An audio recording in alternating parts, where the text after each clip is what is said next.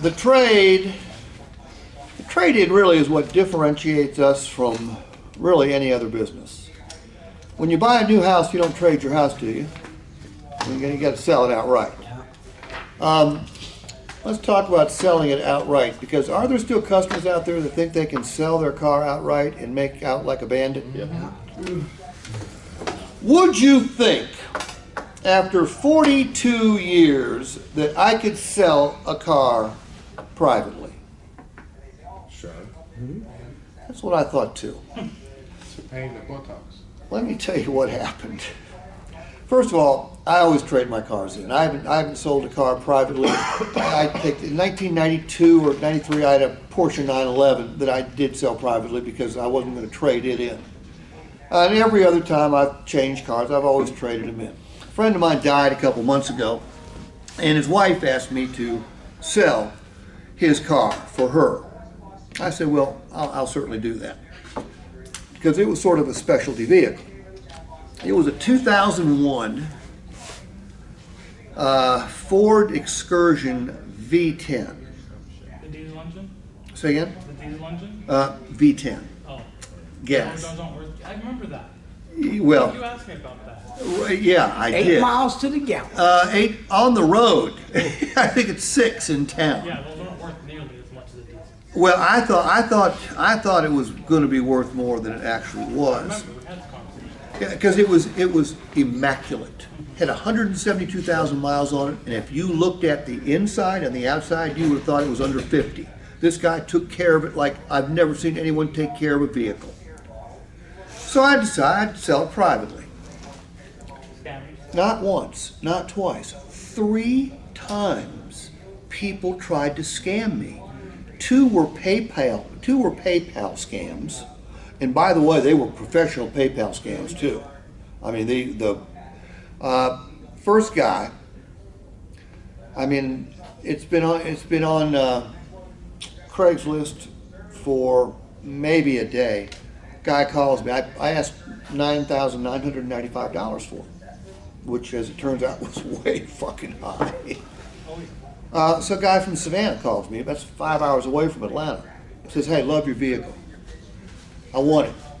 I said, "All right, great. Come on over and get it." He says, "Well, I'm going to send a truck over to get it." He said, "And I'll pay you the $9,995. He said, "I'll pay. Can I pay you through PayPal?" I went, "Yeah, certainly you can pay me through PayPal." He said, "Okay, and I'm going to also send an additional $800 for the truck to truck it from Atlanta to Savannah." I said, "Fine." The first red flag should have been the fact that he was going to pay $9,995. I missed that red flag, okay, because I was happy to sell the damn thing. Then the first red flag that I recognized was, he said, "Now, sometimes the PayPal emails go to your spam filter, so if you don't see it in an hour or so, check your spam filter." Okay, well, I mean, I do a lot of business with PayPal. Those emails never go to my spam folder. But sure enough, this one did. And because my company has made me take all these courses on phishing and getting taken by emails, which I still fell victim to somebody, Yeah. obviously. So I find it in the spam filter, and what it says is, "All right, we're holding $9,995 for you, but in order for you to get it, you need to send the trucking company the $800. So I went, that doesn't sound quite right. And then I clicked on the PayPal address, and it wasn't a PayPal address. So it's a scam. So I wrote the guy back and said, "Fuck you." And then he said he was going to sue me. I said, Call the "Okay." police on you or something. Yeah, sue me, please. So another guy tries to do that. Then another guy says, offers me, he said, "Look, I want that vehicle so bad, I'll offer you $10,995 for it." I said, "Okay." I said, "How are you going to pay me?" He goes, "I'm going to send you a certified check." He goes, "You can cash the check before I ever come and pick up the car." I said, "All right, well, I'll do that."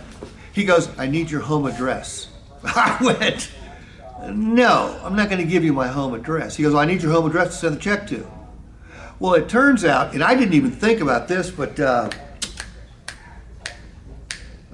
Jimmy goes, well, Steve, he said, Steve, all he had the VIN number, didn't he? I said, yeah. He goes, they can cut a key for that thing. As soon as he knew where that car was, he was just going to come in the dark of night and take the car from you. See, I didn't know about that scam.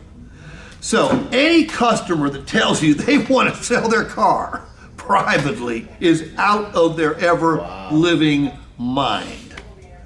By the way, I finally put it on a dealer's lot on consignment. I think we got $3,800 for it. about what it was worth. Probably would have gone 5 at most. Yeah, I mean, it was gorgeous. But 8 miles a gallon in these times, not a whole lot of market for those things. So, and I can tell you from all my experience that I want to say maybe 9 or 10 times I've read about people getting killed trying to sell their own car. There was a couple in Atlanta who had this vintage Mustang, and they arranged to meet some guy in some remote area. Boom, boom, kills them both, takes the car. Another guy goes on a test drive with a guy shoots him in the head, kicks him out of the car. In Washington, a policeman answers the door, for the person coming to see the car. Boom, shoots him in the chest, kills him. And some worse stories than that. Around the country, I've heard these things as I've traveled.